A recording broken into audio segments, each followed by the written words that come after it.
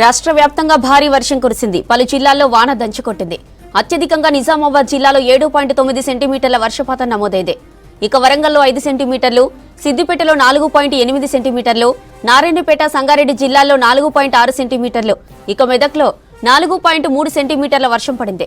మహబూబ్ నగర్, కామారెడ్డి జిల్లాల్లో 4, హన్మకొండ, జోగులాంబ, గద్వాల, జగిత్యాల జిల్లాల్లో 3 సెంటీమీటర్ల వర్షం పడింది. రాష్ట్ర వ్యాప్తంగా భారీ వర్షం కురిసింది. పలు జిల్లాల్లో వాన దంచుకొట్టింది.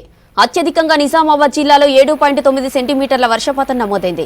ఇక వరంగల్లో 5 సెంటీమీటర్లు, సిద్దిపేటలో 4.8 సెంటీమీటర్లు, నారాయణపేట, సంగారెడ్డి జిల్లాల్లో 4.6 సెంటీమీటర్లు, మెదక్లో 4.3 సెంటీమీటర్ల వర్షం పడింది.